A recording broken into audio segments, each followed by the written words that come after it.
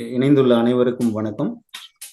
இந்த நிகழ்வு வள்ளலாரின் மெய்யியலை உணர்தல் நிகழ்வு. சென்ற வாரம் சனிக்கிழமை இதே நேரத்தில் அறிமுகம் உரை சுப்பிரமணிய சிவா ஐயா அவர்கள் கொடுத்திருந்தாங்க. இப்போ இந்த வாரத்திலிருந்து அருட்பெரும் ஜோதி என்றால் என்ன அப்படின்னு தொடக்க நிலையிலிருந்து ஒவ்வொரு வாரமும் முழுமையாக வள்ளலார் பற்றிய மெய்யியலை, வள்ளலார் உணர்த்திய மெய்யியலை உணர்வதுதான் இந்த அழைப்பின் நோக்கம். இது ஒரு சீரியஸ் மாதிரி தொடர்ந்து ஒவ்வொரு வாரமும் செய்வதால் மெல்ல மெல்ல வள்ளலாரோட வெய்யியல் புரிதல் நமக்கு ஏற்படும். ஸோ அதன் நோக்கமாக நடக்கும் இந்த நிகழ்வுக்கு வந்திருக்க அனைவருக்கும் நன்றி. தற்பொழுது அருட்பெரும் ஜோதி என்றால் என்ன என்ற தலைப்புல முதல் நாள் உரையை மெய்யியல் ஆய்வாளரும் முனைவரும் சுப்பிரமணிய சிவா அவர்கள் இன்னைக்கு கொடுக்க இருக்காங்க. எல்லாரும் சார்பாகவும் அவரை வரவேற்கிறதில் மகிழ்ச்சி அடைகிறேன். நன்றிங்க ஐயா. நீங்க அவங்க உரையை தொடங்கலாம். பெரும் ஜோதி அருட்பெரும் ஜோதி, தனிப்பெரும் கருணை அருட்பெரும் ஜோதி, எல்லா உயிர்களும் இன்புற்று வாழ்க, வள்ளல் மலரடி வாழ்க வாழ்க. அன்பிற்கினியவர்களே, அனைவருக்கும் அன்பு வணக்கம்.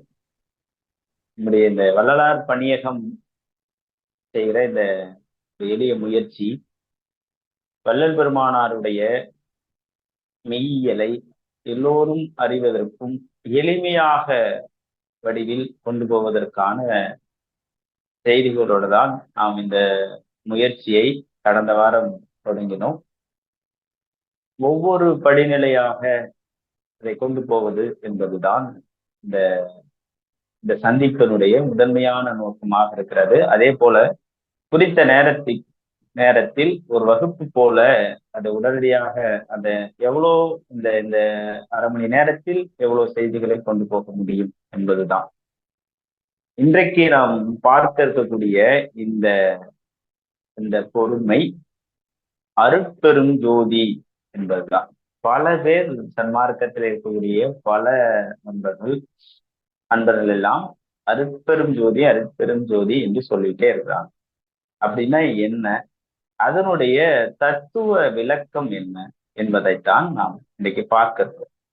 இதுல இரண்டையும் ஒன்றாக நான் சொல்ல போகிறேன். இன்றைக்கு அருட்பெரும் ஜோதி அகவல் என்கிற ஒரு பகுதியை வள்ளல் பெருமானார் எழுதியிருக்கிறார். அதுதான் வள்ளல் பெருமானார் சன்மார்க்கத்தினுடைய தலைப்பாகம் என்று சொல்லுவார்கள். அப்படிப்பட்ட அந்த அருட்பெரும் ஜோதி அகவல் என்பது வள்ளல் பெருமானார் கைப்பட எழுதிய ஒரு அருட்திருப்பாக்கள். நான் ஏற்கனவே சொன்னது போல திருவருட்பாவுடைய 6ஆம் திருமுறை தான் சன்மார்க்கத்தினுடைய மறைநூல். இதற்கு முன்பு எழுதப்பட்ட எல்லாம் சமயங்களில் குறிப்பிட்ட, அது எல்லா சமயங்களிலும் மதங்களிலும் குறிப்பிட்ட செய்திகளாக இருக்கும். 6ஆம் திருமுறையில் சொல்லப்பட்ட செய்தி என்பது கொஞ்சம் வித்தியாசமாகவும் இதுவரையில் சொல்லப்படாத தத்துவார்த்த விளக்கமும் அதில் இருக்கும். அதனால்தான் நம்ம 6ஆம் திருமுறை என்பது அவருடைய இறுதி நிலை என்று வள்ளல் பெருமானார் சொன்னத அதே பேர் உபதேசத்திலும் அந்த செய்திகளை சொல்லியிருக்கிறார். இன்று அருட்பெரும் ஜோதி அகவலுடைய முதல் 2 வரிகள், அந்த 2 வரிகள் என்ன என்றால், அருட்பெரும் ஜோதி அருட்பெரும் ஜோதி, அருட்பெரும் ஜோதி அருட்பெரும் ஜோதி. இந்த 2 வரிகளுமே ஒரே சொல் தான் வருகிறது. அருட்பெரும் ஜோதி அருட்பெரும் ஜோதி, அருட்பெரும் ஜோதி அருட்பெரும் ஜோதி, இதுதான். இப்ப இதுல நமக்கு நிறைய ஐயங்கள் இருக்கலாம். அருட்பெரும் ஜோதி என்பது ஒன்றுதான். அதை ஏன் 4 முறை ஐயா சொல்ல வேண்டும்? அதை ஏன் 4 முறை சொல்லி இந்த திரு அருட்பெரும் அகவலை அருள வேண்டும்? இது ஒரு அடிப்படையான கேள்வி. இந்த கேள்வியில் 2 செய்திகள் இருக்கின்றன. ஒன்று, ஏன் அந்த அருட்பெரும் ஜோதி என்றால் என்ன என்று நாம் தெரிந்து கொள்ள வேண்டும். இரண்டாவது, அருட்பெரும் ஜோதியை ஏன் 4 முறைகள் ஐயா அதை பயன்படுத்தினார்கள் என்பதை நாம் புரிந்து கொள்ள வேண்டும். அதுதான் இன்றைய இந்த சந்திப்பதனுடைய ஒரு முதன்மையான நோக்கமாக நான் பார்க்கிறேன். முதலில் அருட்பெரும் ஜோதி என்றால் என்ன என்று நாம் சொல்லலாம். இப்ப அதை நம்ம முதல்ல அந்த செய்திகளை பார்த்துக்கிட்டு அதுக்கப்புறம் நம்ம கடந்து போகலாம். இதுவரையில் தமிழருடைய மெய்யியலில் பேசப்பட்ட இறை தத்துவங்கள் யாவலும் மிக உச்சத்தில் இருந்த சமயம் என்பது சைவ சித்தாந்தம். அதுல ஒன்றும் மாற்றம் இல்லை.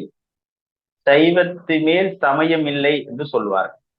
அது உண்மை, அதுல ஒன்றும் மாற்றம் இல்லை. ஐயா அதை மறுக்கவும் இல்லை, வள்ளல் பெருமானார் மறுக்கவும் இல்லை. ஏனென்றால் சன்மார்க்கம் என்பது சமயம் கடந்த நிலைக்கு போய்விட்டது.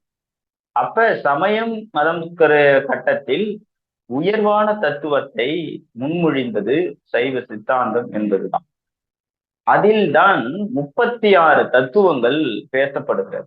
இந்த 36 தத்துவங்களை பற்றி வாய்ப்பு இருக்கிறப்போ விரிவாக பேசலாம். அது ஒவ்வொன்றாக நம்ம விளக்க வேண்டியது.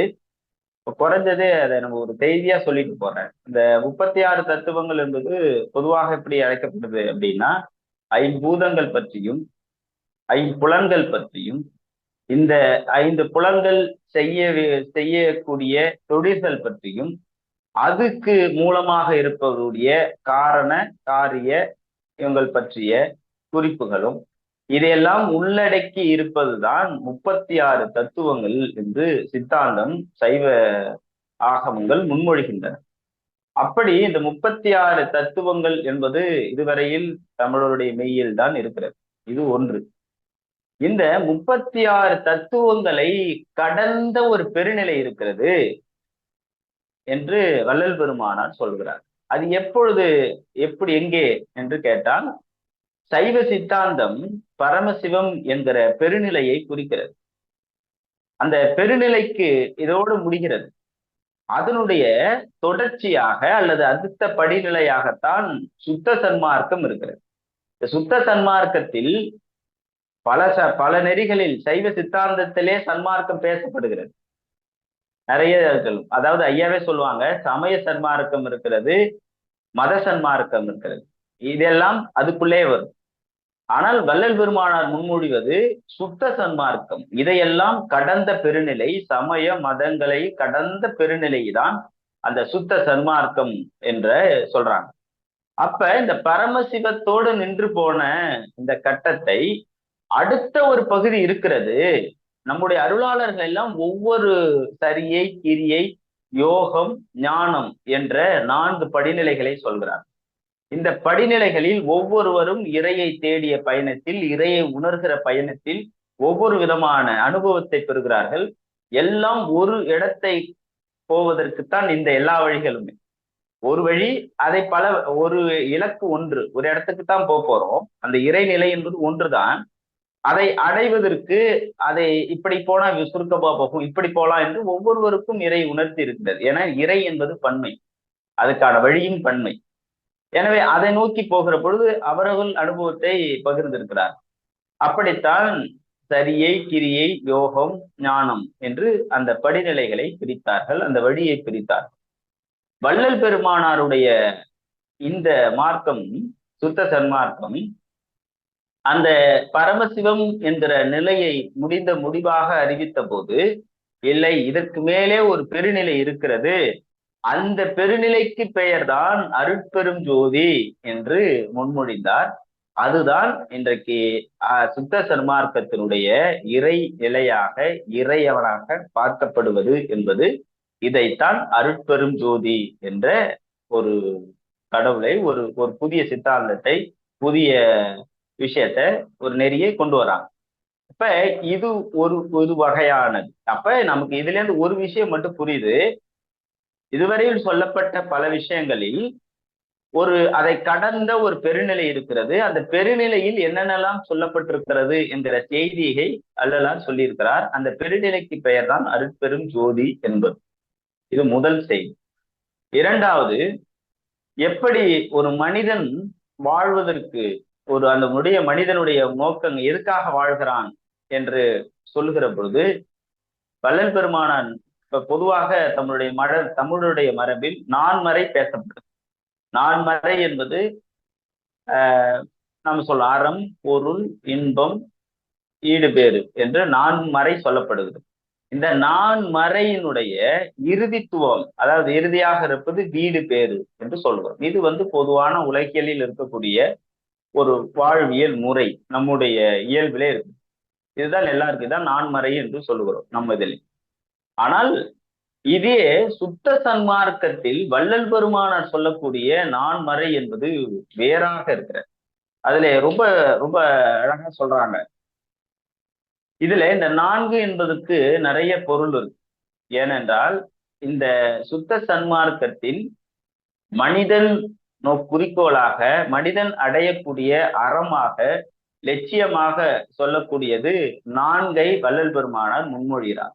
ஒன்று ஏம சித்தி என்று சொல்கிறார், 2வது சாகா கல்வி, 3வது தத்துவ நிற்கரம் என்று சொல்கிறார், 4வது நிலை கடவுள் நிலையை அறிந்து அம்மயமாகுதல் என்று சொல்றாங்க. இதுல ஒரு சின்ன சின்ன இதெல்லாம் பெரிய அந்த தத்துவத்து விளக்கம் ரொம்ப பெருசா இருக்கும். நான் சுருக்கமா மட்டும் சொல்றேன். இந்த ஏம சித்தி என்பது, சித்தி என்றால் இயல்பாக நம்ம ஒரு ஒரு ஆற்றல். இப்ப சித்திகளில் ஒரு மாயாஜாலம்னு சொல்றோம்ல, ஒரு மேஜிக் மாதிரி சொல்றோம்ல, ஒரு விஷயத்த பையன் சொல்லுவாங்க, மண்ணை பொன்னாக்குற வித்தை என்றெல்லாம் சொல்லுவாங்க. இது மாதிரி கிட்டத்தட்ட 6 கோடிக்கும் மேலான சித்திகள் இருக்கிறது. இந்த எல்லா சித்திகளையுமே நாம் கை கொள்ள வேண்டும் என்பதுதான் இந்த ஏம சித்தி என்பது. இதை கைக்கு வந்துவிட்டால் சாகா கல்வி என்பது, இன்றைக்கு சாவை, மரணத்தை செயற்கை என்று சொன்னவர் வள்ளல் பெருமானார். அப்ப அந்த சாகா கல்வியை கற்க வேண்டும். ஒவ்வொரு மனிதனுக்கும் இயல்பாக இருப்பது சாகா கல்வி என்றுதான். மனிதன் என்பவன் சாகக்கூடியவன் அல்ல. மரணம் என்பது மனிதனுக்கு செயற்கையானது. எனவே அதை தவிர்த்து விட்டு நீங்கள் சாகா கல்வியை கற்க வேண்டும் என்று 2வது விஷயத்தை முன்மொழிகிறாரு. 3வது விஷயம் என்னன்னா தத்துவ நிற்கரம் என்று சொல்றார். அதாவது தத்துவத்தை வெல்வது. இப்ப நீங்க 36 தத்துவங்கள் சொல்றோம்ல, இந்த அருட்பெரும் ஜோதி நிலை என்பது எத்தனாவது நிலை என்றால் 36 என்பது இதுவரை நமக்கு சொல்லப்பட்டது. இந்த 36 தத்துவங்களை கொஞ்சம் விரிச்சிங்க அப்படின்னா அது 96ஆ முடியும். இப்ப ஒட்டுமொத்தமான எண்ணிக்கை பாத்தீங்கன்னா 96 தத்துவம் சொல்றாங்க. ஆனா உறுதியான முதன்மையான தத்துவங்கள் 36 தான். அந்த 36ல வள்ளல் பெருமானார் 7 சேர்க்கிறான். குரு துரியோதய நிலை என்று சொல்கிறார்.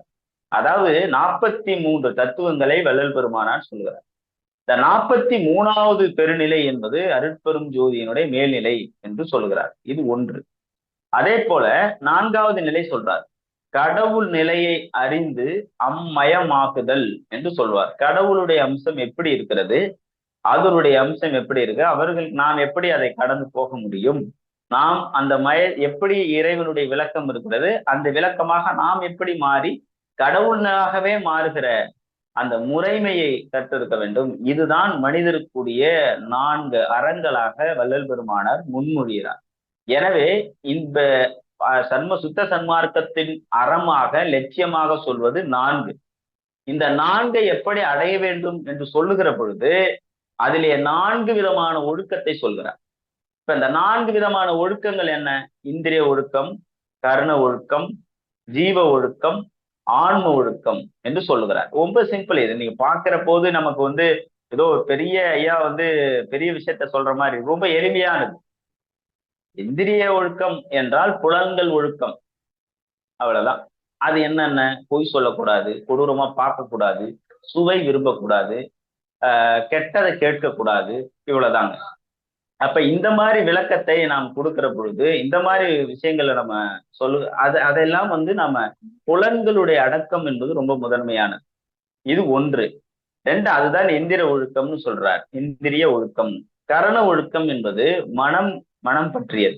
இந்த மனம் என்பது எதை குறிப்பது என்றால் நமக்குள்ள, அதுதான் கரணம் சொல்லுவாங்க தத்துவத்துல. அகக்கருவி. இப்ப நீங்க புறக்கருவி நம்ம பார்க்கிறோம், கண்ணு பார்க்கிறோம், மூக்குவா சுவாசிக்கிறோம், வாய் பேசுறோம், காது கேட்கணும், இது எல்லாம் நமக்கு பிசிக்கலா இருக்கக்கூடியது. இப்ப மனத்தை நீங்க எப்படி அறிவீங்க? மனம் என்பது உள்ள இருக்கிறது, அகக்கருவியா இருக்குது. இப்ப இந்த அகக்கருவியை நாம எப்படி பார்க்க போறோம் அப்படின்றது இருக்குல்ல, அகக்கருவியை எப்படி நம்ம பார்க்க போறோம்னு இருக்குல்ல. அப்ப அந்த அகக்கருவியா இருப்பது எதுன்னா மனம் தான். அப்ப அந்த மனத்தை ஒழுக்கமாக வச்சுக்கிட்டது. மன ஒழுங்கு மனதை ஒழுநிலைப்படுத்து வச்சு ஒரு இடத்துல சிற்சபையிலே அதை நிறுத்தணும்னு ஐயா சொல்றாங்க. மனம் பொய் இந்த மாதிரி விஷயங்கள்லாம் நம்ம சொல்லாம இருக்குது, மற்றவங்களை கெட்ட எண்ணங்களை நம்ம பழக்காம இருக்கிறது, இதெல்லாம் சொல்றாங்க. அடுத்தது ஜீவ ஒழுக்கம்னு சொல்றாரு. இது ரொம்ப முக்கியமானது. ஜீவ ஒழுக்கம் என்றால் மனிதரும் அனைவரும் சமம். சாதி, மதம், இனம், தேசம், இப்படி எவ்விதத்திலும் கூட எந்த மனிதரையும் பாகுபாடு இல்லாமல் ஓர்மையிலே பார்க்க வேண்டிய அந்த ஒழுக்கத்துக்கு பேர் தான் ஜீவ ஒழுக்கம் என்று ஐயா சொல்றாங்க.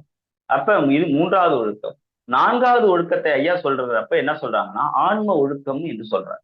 இந்த ஆன்ம ஒழுக்கம் என்பது என்னன்னா எல்லா உயிர்களையும், இதான் இறுதி நிலை, எல்லா உயிர்களையும் தம் உயிர் போல, ஒரு எறும்புக்கு ஒரு எறும்பு, ஒரு யானை, ஒரு புலி, ஒரு பூனை, இப்படி எல்லா உயிர்களையும் சமமாக பாவித்தல், அதற்கும் வழி இருக்கிறது. அதையும் நம்மை உயிர் போல எண்ணுதல் என்ற அந்த ஓர்மை, உயிர்களுக்குள்ளே இருக்கக்கூடிய ஓர்மை, அதைத்தான் ஆண்மநேய ஒருமை பாட்டு உரிமை என்று வள்ளல் பெருமானார் ரொம்ப தெளிவா சொல்றாங்க. அப்ப இந்த 4 ஒழுக்கங்களையும் கடைபிடித்து இந்த 4 அறங்களை அடைவது என்பதுதான் சன்மார்க்கத்தினுடைய லட்சியம். எனவே இப்ப இந்த 4 என்பது எல்லா இடங்களிலுமே வரக்கூடிய ஒரு ஒரு ஒரு படையாக இருக்கிறது, ஒரு நெறியாக இருக்கிறது. இதுல ரொம்ப முதன்மையான செய்தி என்பது இதுதான். எல்லாவற்றையும் வள்ளல் பெருமானார் 4ஆக பிரிக்கிறார். எப்படி ஒரு சன்மார்க்கத்தினுடைய பெருநெறி ஒழுக்கத்தை அல்லது பெருநெறி அறத்தை 4ஆகவும் அதை அடைவதற்குரிய ஒழுக்கத்தை 4ஆகவும் பிரித்த வள்ளல் பெருமானார் எல்லா பொருளையும் எல்லாவற்றையும் அண்ட பிண்டத்தை எல்லாம் 4ஆக வகுக்கிறார். எப்படி 4ஆக வகுக்கிறார் என்றால், ஒன்று அகம், அகப்புறம், புறம், புறப்புறம். இப்ப இந்த அருட்பெரும் ஜோதி என்ற அந்த தத்துவார்த்தம், ஒளி தத்துவம் தான் ஒளி தத்துவத்தினுடைய சிக்னேச்சர் சொல்றோம்ல, ஒரு லோகோ மாதிரி அல்ல சிக்னேச்சர் மாதிரி தான் அந்த அருட்பெரும் ஜோதி, அருட்பெரும் ஜோதி, அருட்பெரும் ஜோதி, அருட்பெரும் ஜோதி. இந்த 4ம் 4 ஒளிகளை குறிப்பது. என்னென்ன ஒளி என்று சொல்றார்? நான் சொன்ன மாதிரி 4 வகையாக பிரிக்கிறார். அகம், அகப்புறம், புறம், புறப்புறம். அகம், அகப்புறம், புறம், புறப்புறம். இப்ப அகத்துல 2 நிலையும் புறத்துல 2 நிலையும் ஐயா சொல்றாங்க. இப்ப அகம் புறம் என்று இப்ப நான் பாக்குறேன். புறப்புறம் என்பது கண்ணை குறிப்பதாகவும், இதனுடைய புறநிலை என்பது மனத்தை குறிப்பதாகவும், அகப்புறம் என்பது ஜீவனை குறிப்பதாகவும், அகம் என்பது ஆன்மாவை குறிப்பதாகவும் சொல்றார். நம்முடைய உடலில் இந்த 4 நிலை இருக்கிறது. அதே போல் இந்த அகம், அகப்புறம், புறம், புறப்புறத்தில் தான் கடவுளுடைய பிரகாசம் இருக்கிறது என்று வள்ளல் பெருமானார் சொல்றார். அப்ப இந்த உடம்புல எந்தெந்த இடத்துல இருக்குதுன்னா கண் ஒளி, மன ஒளி, ஜீவ ஒளி, ஆன்ம ஒளி. இந்த உடம்புல இந்த 4. அண்டத்துல என்ன இருக்குது அப்படின்னு சொல்றாங்க. அண்டத்தினுடைய புறப்புறமாக இருப்பது நட்சத்திரம். புறம் என்பது சந்திரனை குறிப்பதாகவும், அகப்புறம் என்பது சூரியனை குறிப்பதாகவும், அகம் என்பது அக்னியை குறிப்பதாகவும், அதாவது இன்னைக்கு நாம் ஒளியாக பார்க்கிறோமே அந்த ஒளியை பார்ப்பதாகும். அப்ப அறத்திலே என்ன, அண்டவியலில் என்ன சொல்றாருன்னா 4 ஒளி சொல்றாரு. என்னென்ன? நட்சத்திர ஒளி, சந்திர ஒளி, சூரிய ஒளி, அக்னி ஒளி. இந்த 4 புறத்தில் நம்ம உடம்புல கண் ஒளி, மன ஒளி, ஜீவ ஒளி, ஆன்ம ஒளி. இந்த 4ஐயும் 4 ஒழுக்கங்கள் சொல்றோம். இந்த 4 ஒழுக்கத்தினுடைய இறுதி நிலை ஆன்ம அறிவுன்னு சொல்றோம். இந்த இதுல கடைசி நிலை அகத்தில் இருப்பது ஆன்மா என்று சொல்றார். அதனால்தான் ஆன்ம பிரகாசமே ஞான சபை என்று சொல்றார். அப்ப அந்த அதனுடைய ஆன்ம பிரகாசமே ஞான சபை என்று சொல்கிற போது அந்த பிரகாசத்தின் அதுல உள்ள பிரகாசத்தினுடைய உள் ஒளியாக இருப்பதுதான் கடவுளுடைய பிரகாசம். அதனுடைய உள் அசைவுதான் அருட்பெரும் ஜோதியாகவும் நடனம், சிற்சபை, சிவன், அதாவது நடராஜ தத்துவம் என்று சொல்கிறார். இதனுடைய குறியீடு தான், புறநிலை குறியீடு தான் சத்திய ஞான சபை என்பது. எனவே சுருக்கமாக சொல்ல போனால் இந்த அருட்பெரும் ஜோதி என்கிற பெருநிலையை அடைவதற்கு அண்டத்திலே இருக்கக்கூடிய 4 ஒளியும் பிண்டத்திலே இருக்கக்கூடிய 4 ஒளியும் இணைந்த, அதாவது அந்த 4 ஒளியும் இணைந்த இறுதி நிலையை தான் அருட்பெரும் ஜோதியாக மாற முடியும். எனவே அதற்குத்தான் இந்த அருட்பெரும் ஜோதி, அருட்பெரும் ஜோதி, அருட்பெரும் ஜோதி அருட்பெரும் ஜோதி என்று 4 முறை வள்ளல் பெருமானார் தன்னுடைய திரு அகவலிலே குறிப்பிட்டிருக்கிறார். எனவே சிறு ஒளியை கொண்டு பெருநிலையை அடைவதற்கு பேரொளியாக அருட்பெரும் ஜோதியாக இருக்கிற மெய்ப்பொருளை இயற்கை உண்மையாக விளங்கும் இறையை அடைவதற்குரிய குறியீட்டு சொல்லாகவும் அந்த உண்மையினுடைய இயற்கை உண்மையின் பெருநிலையை அந்த இயற்கை உண்மையினுடைய ஒரு உருவமாகவும் அதனுடைய இறையை குறிக்கிற சொல்லாகவும் தான் இந்த அருட்பெரும் ஜோதி என்பதை வள்ளல் பெருமானார் முன்மொழிகிறார். எனவே இந்த அருட்பெரும் ஜோதி என்பது மனித சமூகம் அடுத்த பரிணாமத்திற்கு கொண்டு போவதற்குரிய இலக்கையும் மனிதன் அடையக்கூடிய இலக்கையும் அறிவிப்பாகவும் இயற்கையில் உள்ள உண்மை பொருளின் விளக்கமாகவும் தான் இந்த அருட்பெரும் ஜோதி விளங்குகிறது என்பதை வள்ளல் பெருமானார் குறிப்பிட்டிருக்கிறார். நன்றிங்க.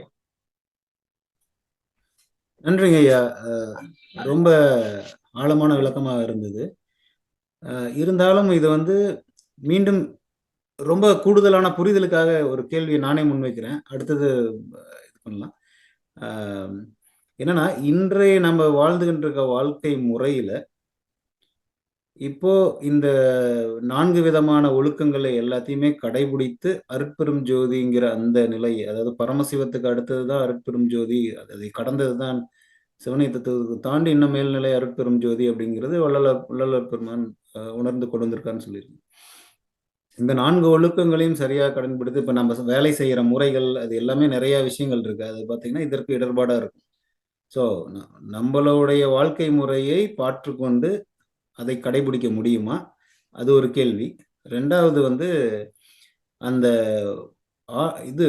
அந்த சாகா நிலை அப்படிங்கிறது உடலுக்கானதா இல்லை உயிருக்கானதை சொல்றாரா அப்படிங்கிறது. ஏன்னா உடல்ங்கிறது வளர்ந்து அழியக்கூடியதுங்கிறது தான் நாம் பார்த்த அறிவியல், அதாவது நம்ம பார்த்துட்டு இருக்குது. அதாவது ஒருவேளை எனக்கு தெரிந்த அறிவியல் நான் சொல்லலாம். வள்ளல் பெருமான் என்ன அறிவியல் சொல்றாருங்கிறது நீங்க அதை விளக்கமா சொன்னா நல்லா இருக்கும். ஒருவேளை நம்மளால இன்றைக்கே முடிக்க முடியலைனாலும் இதை அடுத்த சனிக்கிழமையில அருட்பெரும் ஜோதின்ற தலைப்பிலேயே இதை நம்ம தொடரலாங்க. அதனால பொறுமையாவே விளக்கம் கொடுங்க. நன்றிங்க. இதுதான் என்னோட கேள்வி. இப்ப வள்ளல் பெருமானார் அவருடைய திருக்குறிப்பில் ஒரு செய்தியை சொல்றாங்க. மற்ற சமய நெறிகளில் சொல்வது போல ஒரு தவம் இருந்து அந்த பெருநிலையை அடையலாம் என்று சொல்லவில்லை. இல்வாழ்க்கையில் இருந்து கொண்டு ஜீவகாருண்ய பணி என்று சொல்லப்படுகிற அந்த அறத்தை கடைபிடிக்கிற பொழுது இயல்பாகவே அந்த நிலை உங்களுக்கு வரும்னு ஐயா சொல்றாங்க. பெருநிலையை நம்மளால இப்ப பல பேர் கடைபிடிச்சிட்டு வர்றாங்க. நீங்க ஐயாவுடைய அந்த பெருநிலை கிடைக்குமா அப்படின்றத நம்மளால உறுதியா சொல்ல முடியாது. ஏன்னா இன்னைக்கு ஐயாவுடைய வார்த்தை என்பது திருவார்த்தை, அது பொய் இல்லை, அது சரியானது, அதுல ஒன்றும் மாற்றம் இல்லை. ஆனால் அந்த நிலைக்கு நம்முடைய முயற்சிகள் இருக்குமாயின் அது நிச்சயம் வெற்றி பெறும் என்றுதான் வள்ளல் பெருமானார் சொல்றார்.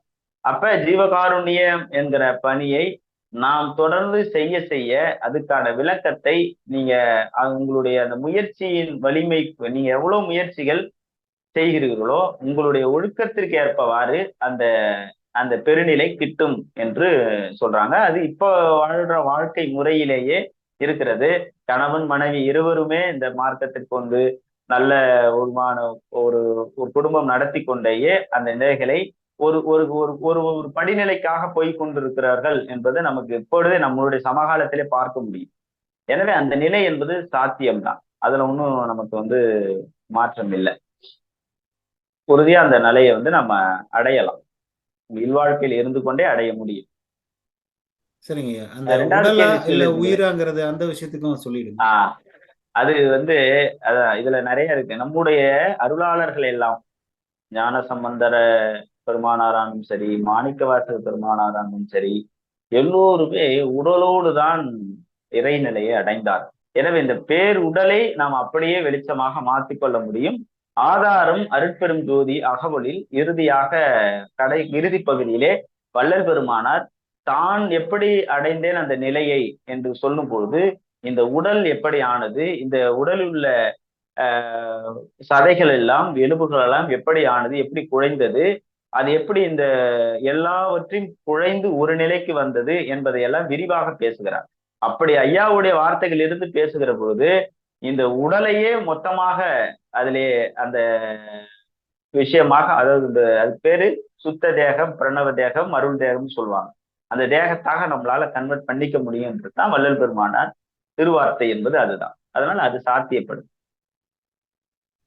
நன்றிங்க ஐயா.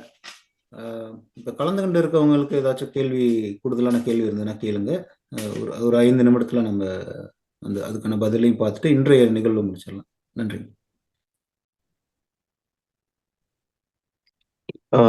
வணக்கம். நான் மது பேசுறேன். எனக்கு இப்ப பார்த்த தலைப்புல நிறைய கேள்விகள்ங்கிறது திரும்ப திரும்ப அதை கேட்கறப்பதான் வரும், இல்ல அதுல ஏதாவது அதனுடைய புரிதல் அதிகப்படுத்துறப்ப வரும்னு நினைக்கிறேன். ஆனா இப்ப இந்த பதிவை பகிர்வீங்களா? அதுதான் என்னுடைய கேள்வி. பகிர்வாங்க.